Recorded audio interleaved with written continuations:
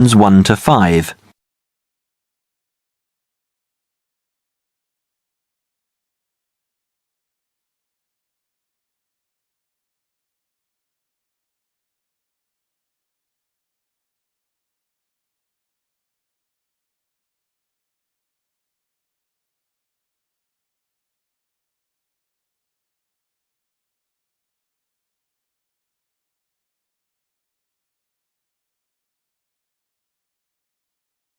Now we shall begin.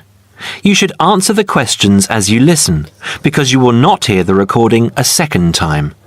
Listen carefully and answer questions 1 to 5. Peterson. John Peterson. Could you spell that for me, please, Mr. Peterson? P-E-T-T-E-R-S-S-O-N. That's a double T and a double S. Am I right? That's right. Now, could I ask you where the course takes place? Well, we offer courses in Hamburg and Berlin. For your level, there's never a problem. There are always plenty of people for the intermediate classes. Oh dear. Does that mean that there might be a lot of students in my class? I wouldn't be very happy about that. No, don't worry, Mr. Peterson. The maximum class size is 12, but I've never known there to be more than 9 or 10 in a class. It could even be 5 or 6. Good. Actually, I'd prefer to study in Berlin. And how long is the course? 3 weeks, 5 hours a day. 2 hours only on Saturday. Sundays free. I see. And what about accommodation? There you have a choice, Mr. Peterson. You can either stay with a German family who are used to having such guests, or you can stay on the university campus, or we can book you into a nearby bed and breakfast. Is there a big difference in price? Not really. Staying with the family works out the cheapest, and the bed and breakfast is a bit more money. Staying on the university campus comes somewhere between the two price-wise, but Berlin is not too expensive anyway. Which do you recommend? Well, if you want to practice your German and be part of a German family, I would recommend staying with a family. Our families are all hand-picked, and we've never had any sort of complaint. Yes, I'll probably do that then. What are the dates of the course? The first summer course starts on the 1st of June in Hamburg and a week later in Berlin, which is what would concern you as you have chosen the Berlin course. That's the 8th of June. The next course would begin on the 2nd of July and then... The 2nd of July course would be perfect for me. Can you put me down for it now? Certainly, Mr. Peterson. Can I have your address, please? 26 Mayfield Drive, Orpington, Kent. I'm afraid I can't remember the postal code. Don't worry, Mr. Peterson. I'll check on it. Before you hear the rest of the conversation, you have some time to look at questions 6 to 10.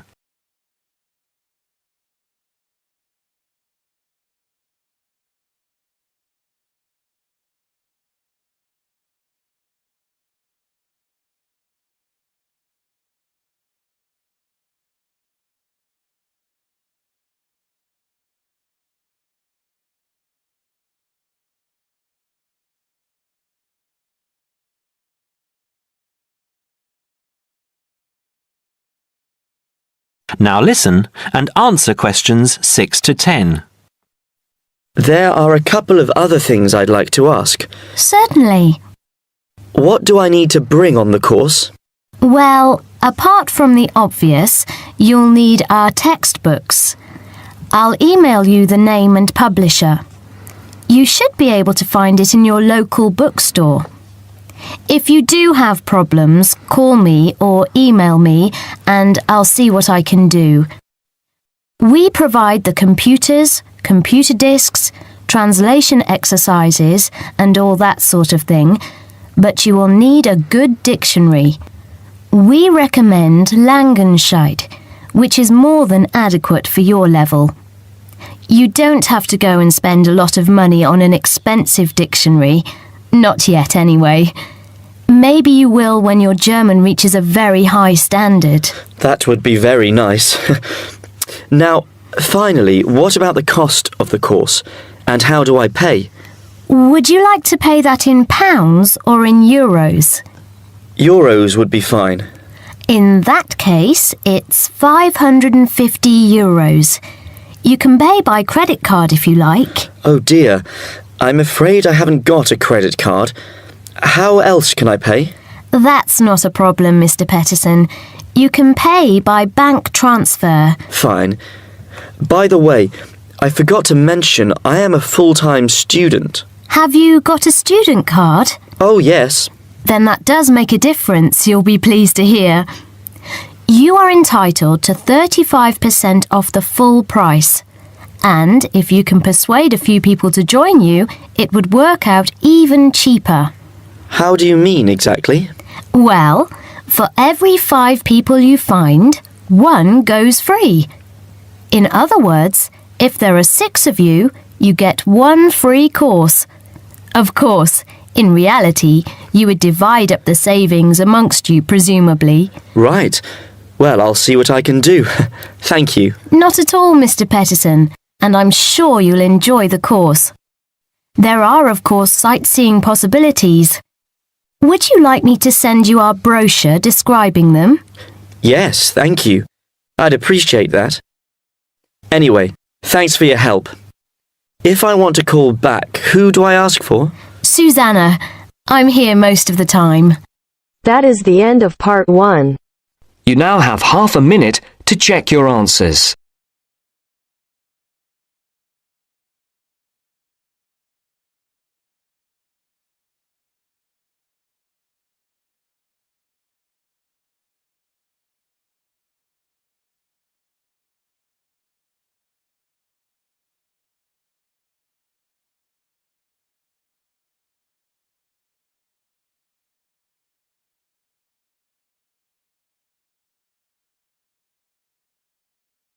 Now turns to part 2. Part 2. You will hear part of a lecture on art and culture in the Indonesian island of Bali. First, you have some time to look at questions 11 to 15.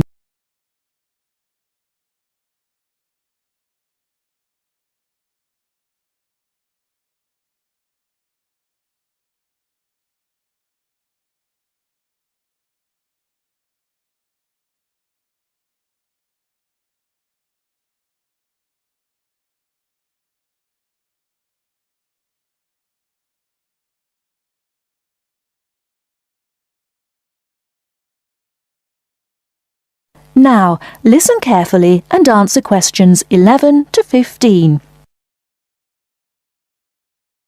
Last week, we looked at the traditional art of Japan.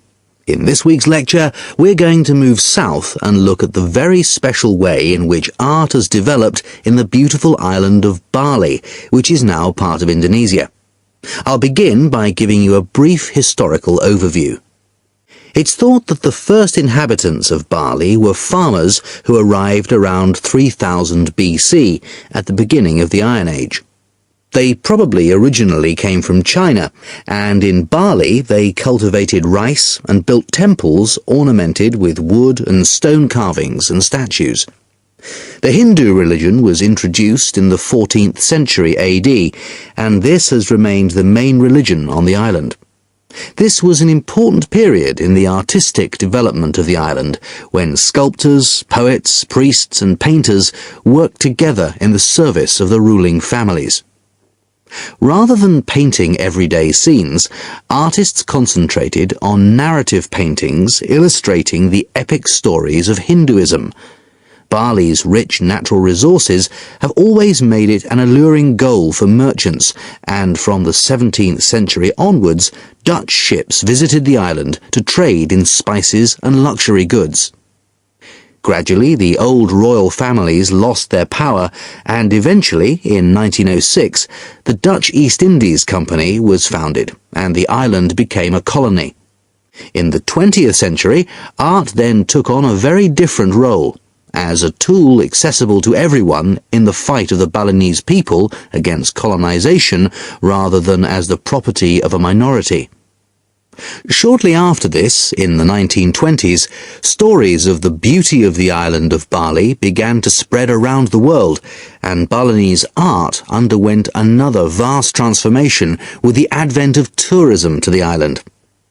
At first, this was only on a small scale, but it had important effects.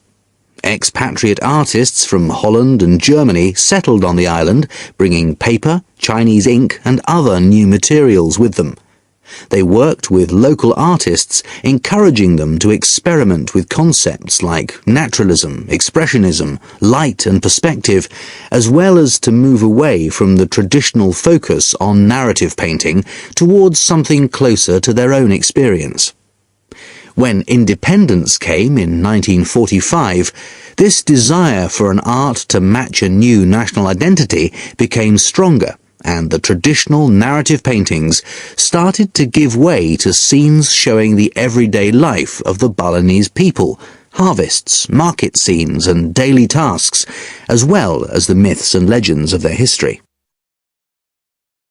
Before you hear the rest of the talk, you have some time to look at questions 16 to 20.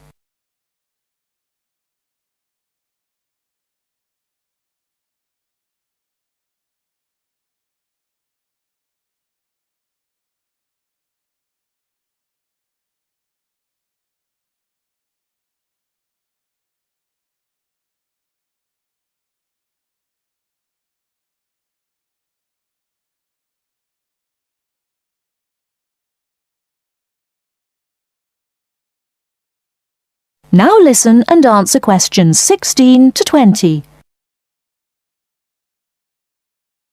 Many of the features that give this art its special place in the world today can be traced back to these historical roots.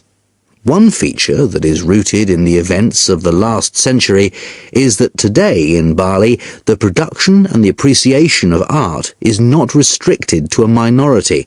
In fact, there is a famous saying that in Bali, everyone is an artist. And it's not considered that to make art or talk about art, any formal training is needed. Art is just produced as part of Balinese life. Even fruit salad is served with flowers strewn on top. One factor which has contributed to this productivity is Bali's fertility. Over the centuries, the rich soil and the fact that food and shelter are readily available has given the islanders the leisure to develop their arts. While painting, sculpture, carving and music have traditionally been the province of men, women have channeled their creative energy into making lavish offerings to the gods with spectacular pyramids of flowers, fruit and cakes offered at the temples on festival days and celebrations. All these kinds of art still have close links with the religion of the people and are something that people do on a daily basis. Another special characteristic of art in Bali is that it is not generally seen as an individual pursuit. In the West, art is often carried out by the artist on his own, reflecting his own individual worldview in the hope of achieving personal wealth and fame. For Balinese artists, art is something that's done as a group, and many artists may participate in one piece of work. And Balinese art is not restricted to temples and offerings. It decorates objects such as jackets, motorcycles, hotel menus, and so on. But perhaps the most significant characteristic of Balinese art, and one that distinguishes it most from the art of the West, is to do with its expected lifespan. Carvings are made in soft stone, which is gradually destroyed over the years. The humid climate rots paper and cloth paintings. The magnificent offerings of fruit and sweets are eaten. Wooden statues are destroyed by insects. But Balinese artists accept that their work is ephemeral, not permanent, and instead of slavishly preserving the originals, they produce new art. And all this rebuilding, renovating and replacing means that the island's art continually evolves and perpetuates itself. That is the end of part 2. You now have half a minute to check your answers.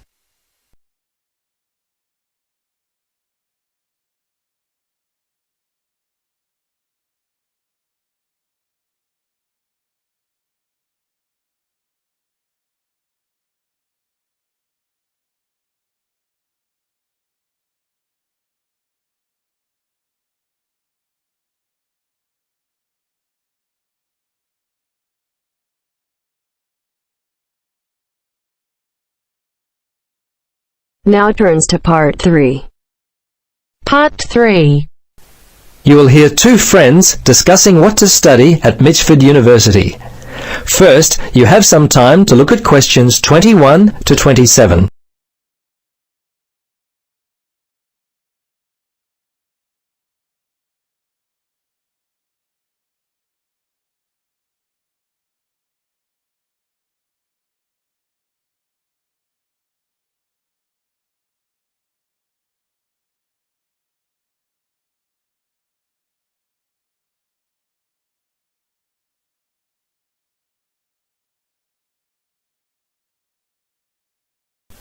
Now listen carefully and answer questions 21 to 27. Hello, Gloria. Hi, Paul. I just heard that you're studying psychology this year. At the moment, that's true, but to be honest, I'm not sure exactly what to study. You're in your third year at university. Do you have any advice for me? Well, it's a difficult question for me to answer, but I do have some ideas based upon my personal experience that may be of help. Anything would be helpful at this point. I'm feeling a little worried about what I should do. Well, there are a few things that I would recommend. Firstly, ask yourself, what do you really enjoy studying? For example, maths, English, science? This will help you decide what course you should do. The university handbook lists all the courses available. You should take some time to look at it. A couple of my friends spoke with recent graduates of courses which took up a lot of time. Another thing which took a lot of time was an interview at the Dean of Academic Affairs office. They're always so busy there. Unless you've got a lot of time, I wouldn't bother with either of those ideas. Okay. Gloria, I understand there are some excellent publications that I can look at which will help answer my questions. But the trouble is, I'm having a real hard time locating them. Do you know where I might be able to go? Yes, I encountered this very same problem when I was deciding on what to study. I managed to locate a few excellent books that really helped me to decide what was best for me. Now, some of the details will be a little inaccurate. That's no problem. If you could just remember the titles, I'll be able to look them up at the university library. Now, let me just get my pen. Okay, ready? All right. The first book I found was What Should I Do? It was written by Paul Smith, and I believe it was published in 2000 by Smith Brothers. I think this was the best book I read, although Judy Newton's Choosing University Courses was also an excellent help for me. Can you remember what year that one was published? Let me see. Most of the books I read were published around the same year, 2000, I think. I can't remember who published it. I think it was Printers Limited. You'll have to check that one out yourself. No problem. This is just what I've been looking for. Anything else you could recommend? Yes, there was one other book which I remember because my cousin works for the publishers Brown and Tate. He started there in 2002. Anyway, the book's called Surviving University and was written by Julie White. It's an excellent book which came out in 2004. I certainly recommend it. Before you hear the rest of the conversation, you have some time to look at questions 28 to 30.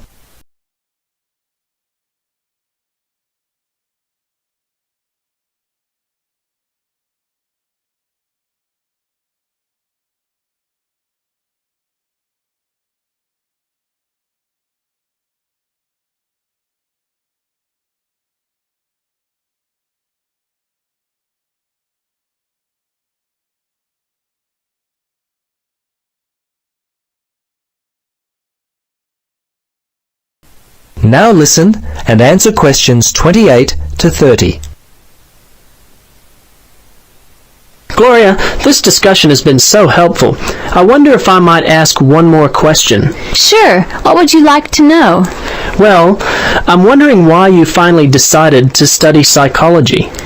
Well, what helped me to decide was my interest in working with people. I think that's what you've got to really decide in your own mind. Do people give you energy or do they drain you of energy? I asked my friends what they thought of my idea, and most of them thought it was a good choice. Yeah, I think my parents or family members who know me well would be a good place to start. I think if you like to research subjects, you might prefer to work by yourself. That could help you to decide what area you should study. For me, I like working with numbers, and I knew psychology involved a lot of this, so that also helped me to choose my course of study. The bottom line is you've really got to know what you naturally like to do. Once you work that out, you simply choose areas of study that relate to those things. Well, Gloria, I can't thank you enough for your time. Would you be interested in joining me for a coffee? That is the end of part 3. You now have half a minute to check your answers.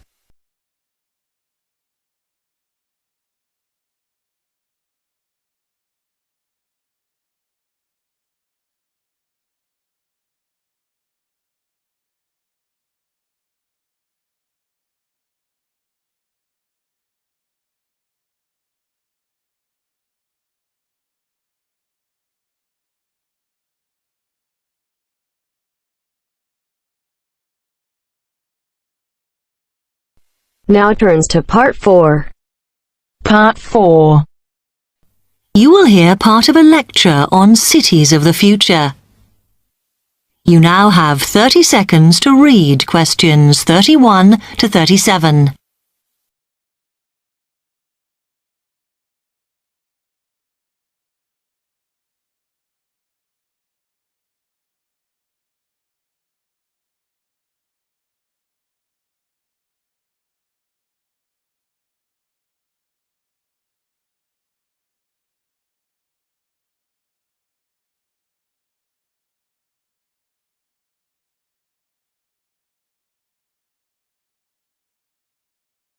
Listen carefully and answer questions 31 to 37. Okay, we've been looking at how societies will develop in the future and at the increase in the size of cities. So I want to talk to you today about the key considerations in these cities of the future. There are 3 key elements I want to look at, and these are the new features they will have, issues of size, and the main problems to be considered. First of all, individual transportation will be a big factor in these new megacities as public transport becomes unmanageable. There'll be a huge rise in the use of segways, which are personal transporters like motorized scooters. As a result, and partly also to reduce pollution, roads will be altered so that they are narrower and will take up less of a city's space than they do currently. Naturally, this is a major change to the infrastructure, and something that may hinder it is the huge amount of investment it will require. The next thing is, what is going to happen to the commercial areas? We do not want these to become even larger concrete jungles than they are at present, so we have to look at design. And current designs for city development include building gardens on the roofs of these buildings to make a more pleasant environment for workers. And you may think that these areas will expand to cope with increased commercial activity. In fact, the prediction is that they will cover 1/5 of the area that they do at present as we build upwards. The exception to this is shopping centres, which we predict will expand with more and more temperature-controlled malls. What may cause difficulties is that the superstores will be confined to the outer edges of the city, as they will be too big to fit into the new malls. Then, of course, there are the residential areas, and these will undergo their own changes. One particular development will be houses which are built from glass, as innovations in this material allow it to provide light without causing problems with temperature inside a building. The residential areas will not be allowed to expand without limit, as happens in some areas at present, and their size will be restricted to a population of 15,000. One issue, which has yet to be resolved, and I'm not sure it ever will be, is how we manage to house older residents. They will be increasing in numbers as time goes on. Finally, how will these cities live? We know we have limited energy sources, so what will we do? Well, something currently in development, which will be a feature, is that waste is going to become an energy source. For example, to provide gas in homes. Also, as new technology and systems are developed, we will find that energy plants will become smaller. Another energy source we could use, but one which raises issues of having enough space and too much noise, is wind farms. Because of the problems, I'm not convinced these will be the grand solution to our energy problems that we thought they were going to be. Now you have some time to look at questions 38 to 40.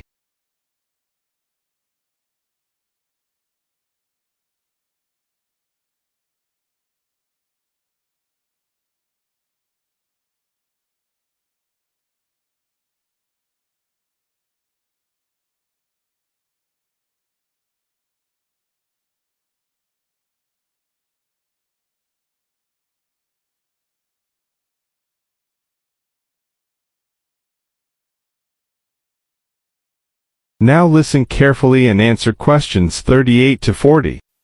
Now, moving on to looking at the social aspect of cities, we need to look at housing and how people will live. Cities currently have flats in the centre, populated by single people and wealthier residents, and families tend to move to the outskirts. In the future, the centre of cities will see a dramatic change. We will see many more examples of cooperative buildings. This is where people join together to form a company that owns the building they live in. And despite continuing shortages, there will also be a rise in the provision of retirement homes in city centres, so that the elderly can have easy access to hospitals and shops. Recently, we have seen a levelling off in the growth of private housing, and I think that will not change. But we are likely to see more social housing, as far fewer people will be able to afford to own their own homes. Okay, now, if anybody has any...